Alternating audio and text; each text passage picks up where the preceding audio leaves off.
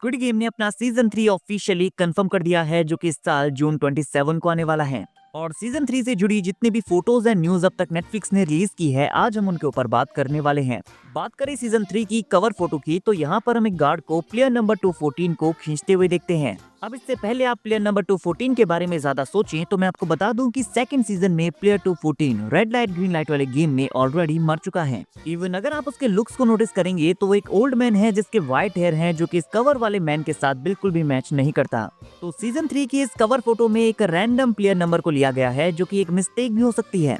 हालांकि कई सारे फैंस का कहना है कि ये नेटफ्लिक्स की कोई मिस्टेक नहीं है, ये एक्चुअली स्क्विड गेम 2015 का फ्लैशबैक सीन है। यहाँ हमें स्क्विड गेम का वो वाला वर्जन देखने को मिलेगा जिसमें frontman as a player join हुआ था, जहाँ हमें इनहो के फ्रंटमैन बनने की जर्नी के बारे में ज्यादा बेहतर समझ में आएगा। एंड इस थ्योरी को प्रूव करने के लिए फैंस ने कुछ एविडेंस भी दिए हैं। सीजन 2 के पोस्ट क्रेडिट सीन में हमें 2 डॉल्स देखने को मिलती हैं, जो कि पॉसिबली प्लेयर्स के लिए न्यू गेम है। और फैन थ्योरी के अकॉर्डिंग यहाँ ये प्लेयर 100 वो सेम प्लेयर नहीं है जो हमें सीजन 2 में देखने को मिला था, क्योंकि सीजन 2 का प्लेयर 100 एक ओल्ड मैन था जिसके सफेद बाल थे, जबकि इस सीन में जो प्लेयर 100 दिखाया गया है वो यंग नजर आता है और उसके हेयर भी ब्लैक हैं। हालांकि मुझे लगता है कि ये थ्योरी सही नहीं है, क्योंकि पीछे से देखने पर वो दोनों ही पर्सन सेम नजर आते हैं। इस ओल्ड मैन की फिजिक एंड हेयर पीछे से सेम वैसे ही है जैसे इस पोस्ट क्रेडिट सीन के प्लेयर 100 के हैं। एंड आई एम श्योर कि इस सीन में जो लाइटिंग है उस वजह से कुछ फैंस ट्रिक हो गए हैं।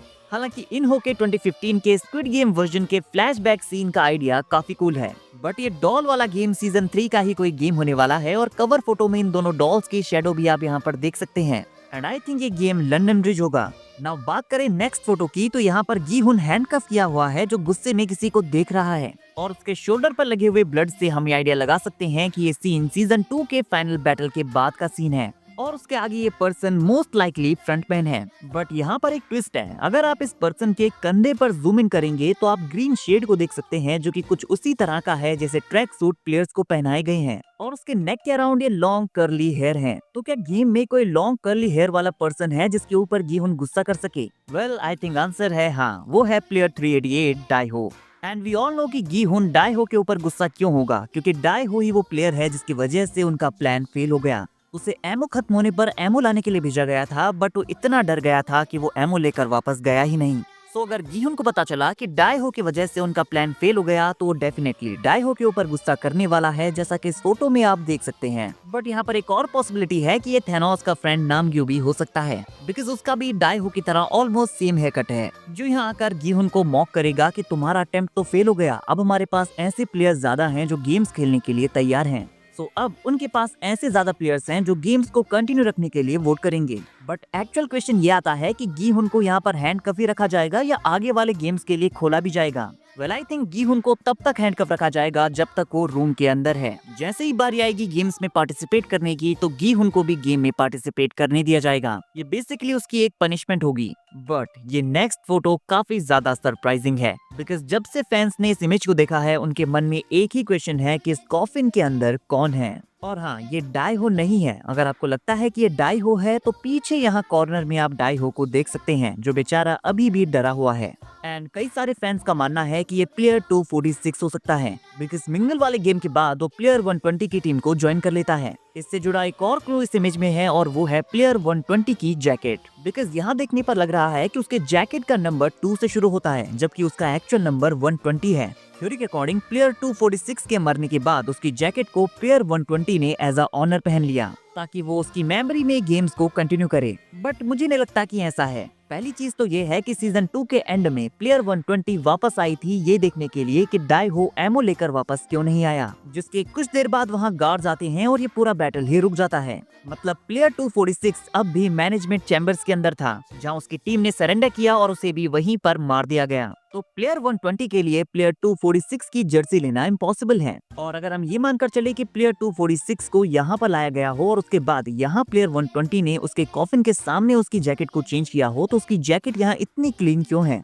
उसकी जैकेट के ऊपर कोई ब्लड या डैमेज क्यों नहीं है? तो मुझे नहीं लगता कि ये प्लेयर 246 का कॉफिन है। इवन अगर आप नोटिस करेंगे तो प्लेयर 120 ने अपना खुद का जैकेट पहना है, ये प्लेयर 246 का जैकेट नहीं है। हमें यहाँ उसके जैकेट का फर्स्ट नहीं सेकंड नंबर दिखाई दे रहा है। हम बेसिकली इस इमेज के एंगल की वजह से उसका पूरा नंबर नहीं देख पा रहे हैं। नाउ कई सारे फैंस का मानना है कि ये प्लेयर 333 म्योंगी है, बट ये म्योंगी भी नहीं है बिकॉज इस इमेज में आप पीछे यहाँ म्योंगी को खड़ा देख सकते हैं। अब कई लोगों का मानना है कि ये बॉडी युंगबे की है और गार्ड उसकी बॉडी को यहाँ इसलिए ले गए हैं ताकि वो बाकी के प्लेयर्स को ये दिखा सकें कि अगर तुम सिस्टम के अगेंस्ट जाने का ट्राई करोगे तो तुम्हारे साथ भी कुछ ऐसा ही होगा। But I don't think so कि प्लेयर्स को ये बताने की जरूरत है कि अगर वो सिस्टम के अगेंस्ट जाते हैं तो उनके साथ क्या होता है, और उन्हें ऑलरेडी पता है कि जो प्लेयर्स उनके अगेंस्ट हुए वो मर चुके हैं। तो ये युंगबे या रिबिलियंस की टीम में से कोई भी नहीं है। बट इस इमेज में एक क्लू है जिससे हम आइडिया लगा सकते हैं कि ये मोस्ट प्रोबेबली कौन हो सकता है, बिकॉज जितने भी प्लेयर्स हमें इस फ्रेम में दिखाई दे रहे हैं उन सब की चेस्ट पर एक्स लगा हुआ है।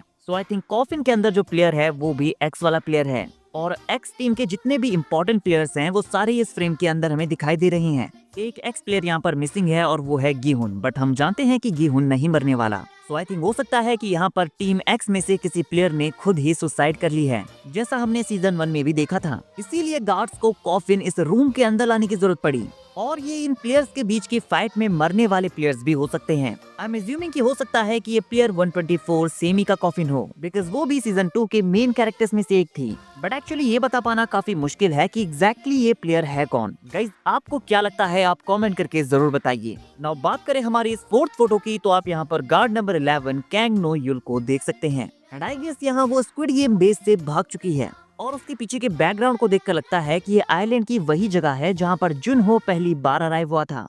और कैंग नो युल को स्क्विड गेम के सारे सीक्रेट्स के बारे में पता है। इवन वो ये भी जानती है कि मरने वाले प्लेयर्स के ऑर्गन्स के साथ क्या किया जाता है। गेम्स के दौरान वो प्लेयर 246 के ऊपर नजर बनाई हुई थी, क्योंकि उसे पता चलता है कि उस छोटी बच्ची का फादर है जिसने एपिसोड 2 में उसे ये क्यूट ड्राइंग बनाकर दी थी। वी ऑल नो कि ये छोटी बच्ची बहुत बीमार थी, इसीलिए उसका फादर सर्जरी के पैसों के लिए गेम ज्वाइन करता है। और कैंग नो युल ये बात जानती है कि अगर प्लेयर 246 मर गया तो उसकी बच्ची भी हॉस्पिटल में मर जाएगी। नाउ प्ले में आती है वो पॉपुलर थ्योरी जो शायद आप लोगों ने सुन भी ली होगी, कि यहाँ पर प्लेयर 246 को जो ट्रायंगल शेप्ड गार्ड मारने के लिए आता है वो कैंग नो युल थी, जो यहाँ उसे किल करने की जगह उसकी लेग पर गोली मारती है, ताकि जब उसे कॉफिन में उठाकर ऑर्गन निकालने के लिए भेजा जाएगा तो वहाँ से वो उसकी भागने में हेल्प कर पाएगी। और इसीलिए यहाँ वो बेस से बाहर है, क्योंकि वो प्लेयर 246 को भागने में हेल्प कर रही है। नाउ फोटो को देखकर लगता है कि यहाँ वो किसी को देख रही है, जहाँ पॉसिबिलिटी ये भी है कि उसे यहाँ पर पकड़ लिया गया हो और उसे मारा जाने वाला है। बट अगर हम स्टोरी से रिलेटेड मोर सेंसिबल थ्योरी की तरफ जाएं तो हो सकता है कि यहाँ पर उसका एनकाउंटर डिटेक्टिव से हुआ हो, जहाँ वो जुनहो एंड टीम के साथ मिलकर बचे हुए प्लेयर्स को छुड़ाने में हेल्प करेगी,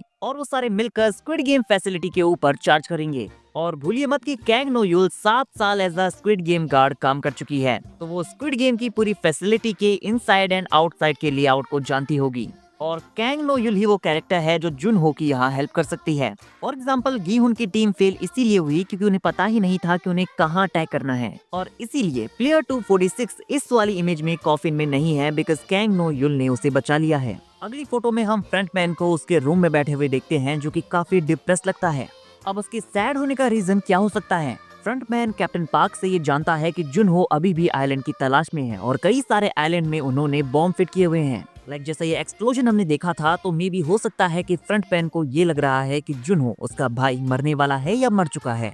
और सेकंड थ्योरी ये है कि यहाँ पर प्लेयर 222 के गेम में मरने के बाद फ्रंटमैन को अपनी वाइफ की याद आई होगी, और फ्रंटमैन को हमने उसकी हेल्प करते हुए भी देखा है, तो हो सकता है कि फ्रंटमैन प्लेयर 222 को यहाँ पर बचाने के लिए कुछ करे, जिसके बाद ये गेम का वो मोमेंट होगा जहाँ पर फ्रंटमैन खुद भी स्क्विड गेम को रोकने के लिए निकलेगा। और लास्ट फोटो आती है ये वाली, जहाँ पर फ्रंटमैन वीआईपीज के साथ बैठकर गेम्स एंजॉय कर रहा है। वी ऑल नो कि वीआईपीज स्क्विड गेम के लास्ट गेम्स को देखने के लिए आते हैं, तो इस बार भी वो लास्ट गेम्स को देखने के लिए जरूर आएंगे। नाउ फ्रंटमैन के पीछे जो पर्सन यहाँ पर बैठा हुआ है वो एक वीआईपी नहीं है, उसका कॉस्ट्यूम कुछ हद तक फ्रंटमैन की तरह ही लगता है। ये कोई वीआईपीज में से नहीं है, बिकॉज उसने वीआईपी वाला गोल्डन मास्क नहीं पहना। तो यहाँ पर 2 फ्रंटमैन क्यों हैं? Now guys I am sure कि आप सब लोगों ने ये थ्योरी सुनी होगी कि गीहुन अगला फ्रंटमैन बनने वाला है, और इसीलिए एक्चुअल फ्रंटमैन इनहो गेम्स में एंटर करता है ताकि वो गीहुन को टेस्ट एंड प्रिपेयर कर सके कि क्या वो फ्रंटमैन के मेंटल को लेने के लिए तैयार है। हालांकि मैं इस थ्योरी का काफी बड़ा फैन नहीं हूँ, बट काफी सारे ऐसे हिंट्स हैं जो इस थ्योरी को सपोर्ट करते हैं।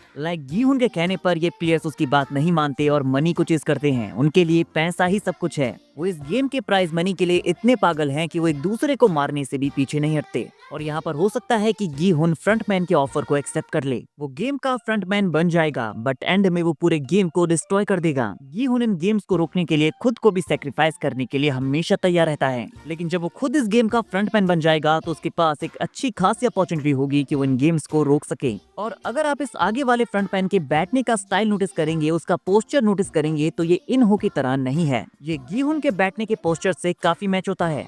सो गाइज हमें सीजन 3 में काफी सारी अनएक्सपेक्टेड चीजें देखने को मिलने वाली हैं। नाउ गाइज आप कमेंट करके बताइए कि आप स्क्विड गेम सीजन 3 के लिए कितने एक्साइटेड हैं। वीडियो अगर अच्छी लगी हो तो वीडियो को लाइक और चैनल को सब्सक्राइब करना ना भूलें, बिकॉज ऐसी ही अमेजिंग वीडियोस हम डेली लाते रहते हैं।